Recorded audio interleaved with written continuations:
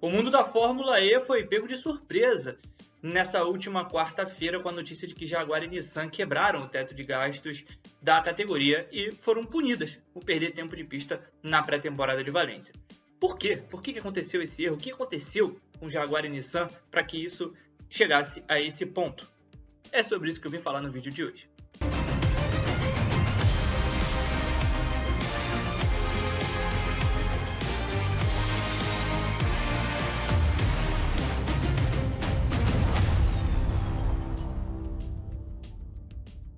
Bom dia, boa tarde, boa noite, amigos e amigas que acompanham o Grande Prêmio, dependendo da hora que você estiver assistindo a esse vídeo. Meu nome é João Pedro Nascimento, estou aqui de novo, depois de uma semaninha de ausência, né?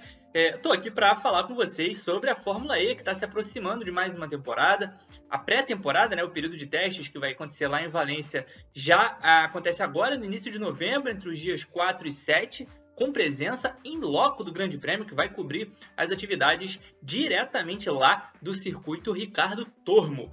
Mas nessa última quarta-feira a gente teve uma notícia bombástica, né? Jaguar e Nissan quebraram o teto de gastos da Fórmula E na temporada 2022-2023. É bom que isso fique claro, não é essa temporada que acabou em julho, é a anterior, que terminou com o título do Jake Dennis. Foi a primeira temporada em que, de fato, o teto de gastos, o teto orçamentário da Fórmula E, ele entrou em vigor com uma análise completa.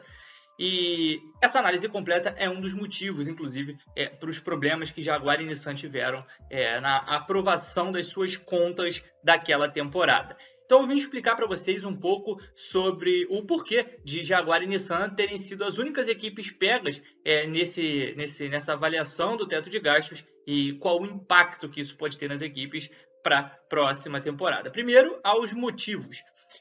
A Jaguar e a Nissan tiveram motivos diferentes, né, para essa quebra no teto de gastos. O fato é, nenhuma das duas teve uma quebra significativa, ultrapassou o limite de maneira flagrante ou que tenha caracterizado algum tipo de má-fé. Isso não aconteceu. Isso também impactou no julgamento da FIA em relação à punição que elas receberam. A punição é não participar da primeira sessão de pré-temporada da Fórmula E em Valência. Então, aquele primeiro período de 3 horas, a pré-temporada é composta por dias divididos entre manhã e tarde, né? 3 horas de manhã, 3 horas à tarde e separadas pelo almoço.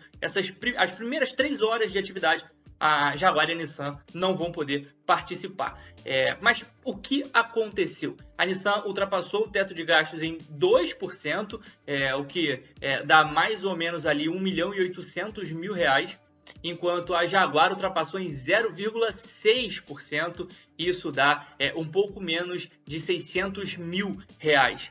A contagem, né, que a própria Fórmula E fez. Então, como não foram desrespeitos flagrantes, muito elevados ao regulamento, a punição acabou sendo branda no final. Mas por que essas equipes não conseguiram obedecer ao teto de gastos? O Grande Prêmio entrou em contato com a Jaguar na quarta-feira, logo após o anúncio da FIA, e a Jaguar respondeu que tudo se deu por causa de um erro no preenchimento dos documentos. Por ser a primeira vez que a Fórmula E faz esse tipo de análise de forma tão profunda, a primeira vez que as equipes precisaram preencher todos esses documentos, apresentar esses documentos à FIA, a Jaguar cometeu um erro um erro de arquivo processual, de acordo com a própria equipe, o que nada mais é do que um erro no preenchimento dos documentos. A Jaguar, inclusive, contratou uma pessoa, um contador específico designado para trabalhar voltado aí para o teto de gastos.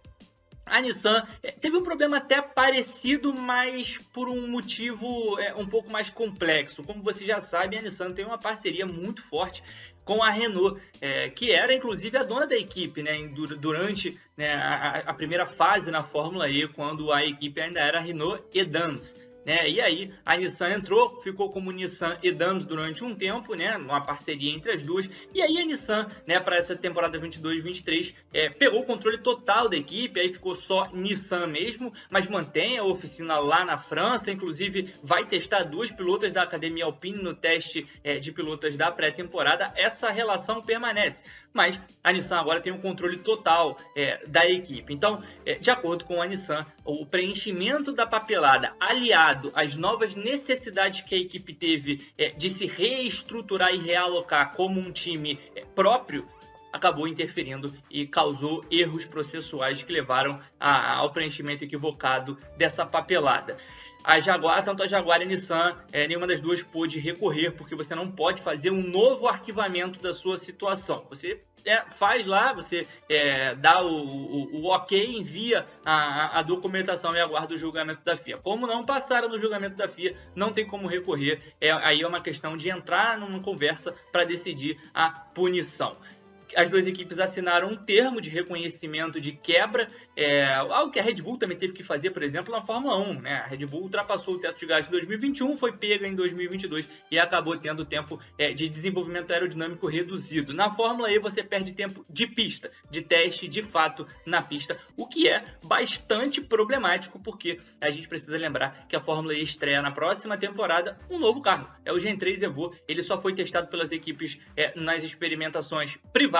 Ele não foi à pista de maneira oficial ainda, a primeira vez vai ser na pré-temporada. E justamente na primeira sessão do Gen 3 Evo na pista, a Jaguar não vai estar e a Nissan também não vai estar. Os impactos sobre isso a gente vai entender mais ao longo da temporada e com as conversas que a gente tiver também com o pessoal das duas equipes lá em Valência, algo que vai ser um assunto que certamente vai ser muito tocado durante o período de testes. Então, são questões meramente processuais. Se você já errou o preenchimento de algum formulário tentando se cadastrar em alguma coisa, você sabe como funciona. A questão é que na Fórmula E isso acaba resultando, né, numa multa milionária que as equipes terão que pagar. A multa da Jaguar nem é tão grande assim, né? Ficou ali em torno de 100 mil euros, né? O que dá uns 600 mil reais na cotação atual, e a multa da Nissan fica um pouquinho acima disso, vai ser ali na casa dos 2 milhões de reais, né? Fica por aí.